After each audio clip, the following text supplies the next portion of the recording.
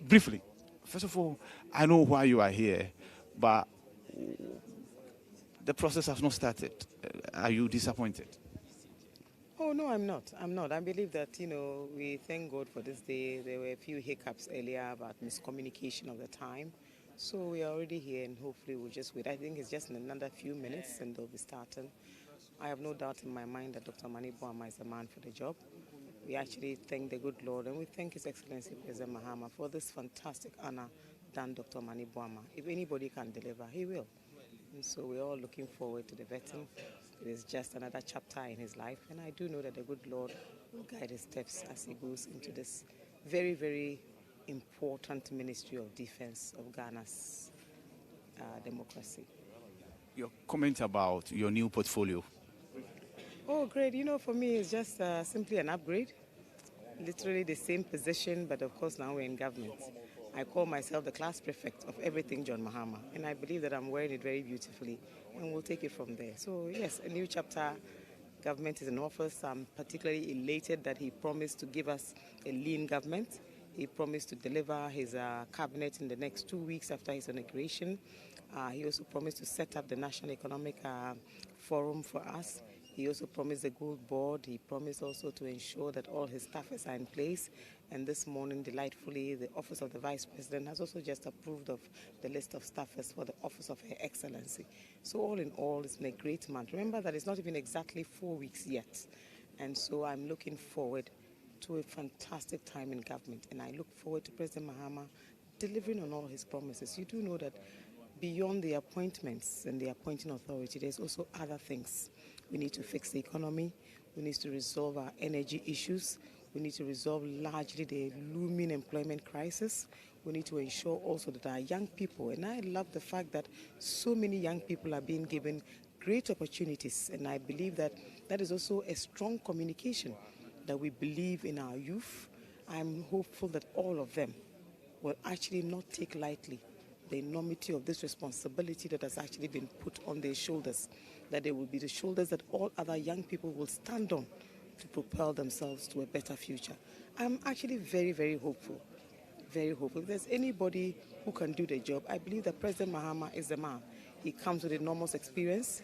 He's had 8 years to actually review his own notes, to take a closer look, to do some reflection and introspection. I am confident that this is actually the man to build the Ghana that all of us will be proud of. Don't forget the rather very progressive move of the nomination of Professor Nana Jane Opoku-Agyeman, now Vice President of Ghana. It is also the first time that Ghana is actually getting a female Vice President. So there are many, many firsts and many reasons why we should all be very proud of the future of this beautiful country of ours. So on the gender bit for a while, the 30% as dictated by the Affirmative Action Act, and then also there was also the public promise by the president that 30% of his cabinet appointees. Was that the use of the word differently, or because he had actually subsequently insisted that for the 30% dictated by the Affirmative Action Act, that will be attained, and if no more? Well, I'm sure you heard him on the day he was swearing in the very second set of ministers.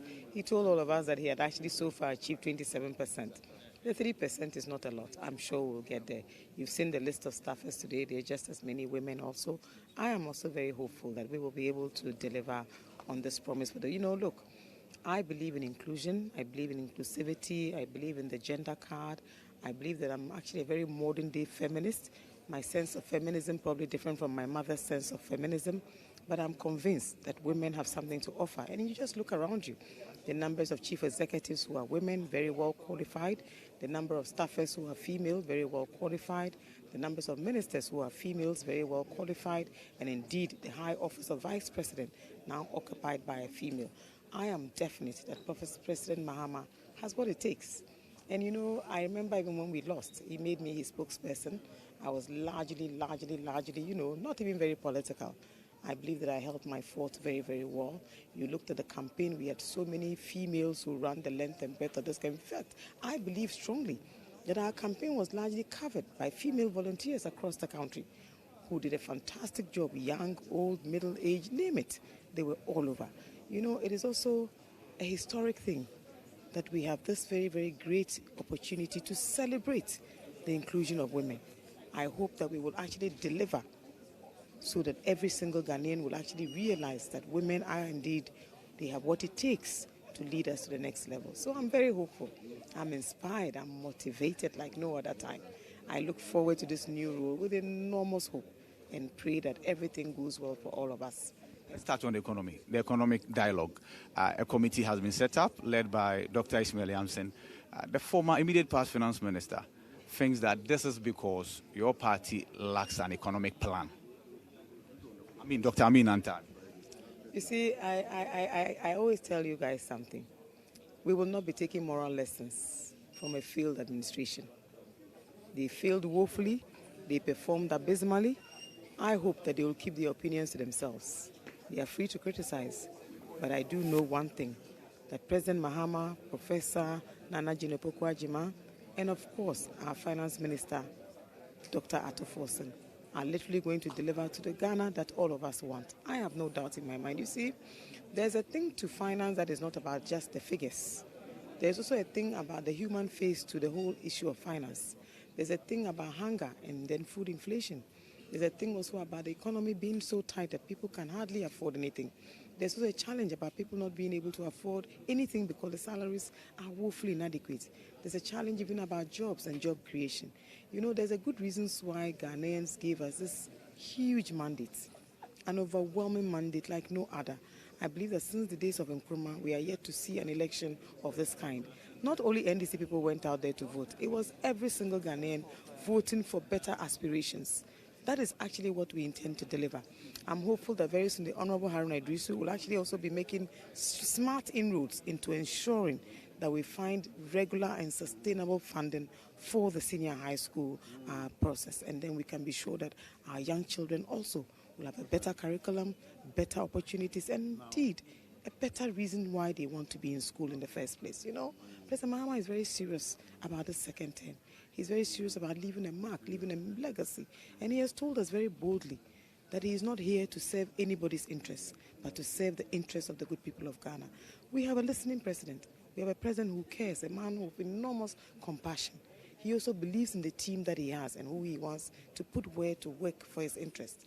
I am sure that in the next few weeks, Ghanaians will generally start to see the benefits of this great team that is in place. And you can tell. This morning I listened to somebody who said that, look, they can feel the freedom even in the air.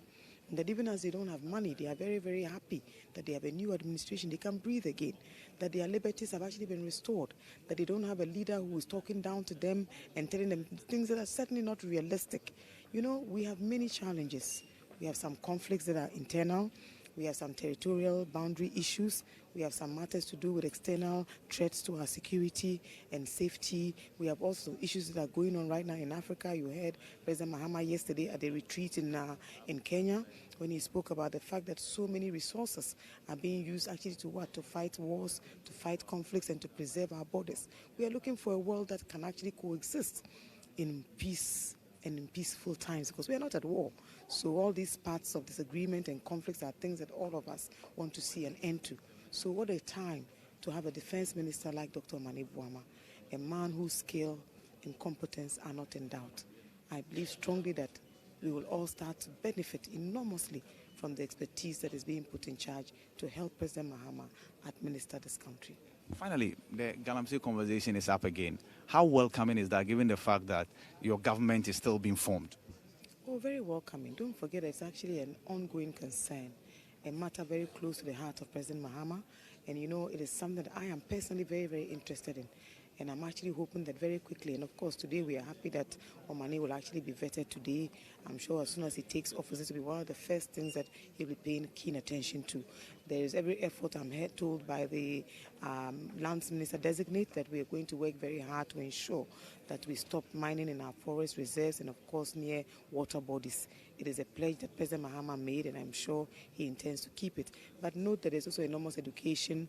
There are many ways in which modern technologies can be used really to do very sustainable and responsible mining. We also want to ensure that the water bodies that have been destroyed will actually be cleaned and put back in the manner in which we expect them. It is actually a clear threat also to our survival. Not talk about the ailments and diseases that are actually as a result of these poor mining practices. So I am confident that in the next few weeks in particular, this will be a subject that will actually take very, very, very, very serious attention and get serious attention from all of us. So look forward to us fighting very hard to preserve our water bodies, to stop irresponsible mining, because you see, mining is something that will be with us for a very long time. What we need to do is to be sure that we are doing it in a very responsible way, in a manner that preserves our forests, preserves our water bodies, and above all, preserves our lives. Beyond money, we also need to be sure that we preserve our lives first and foremost. Thank you very much, Madam Joyce Bawah Mogtari.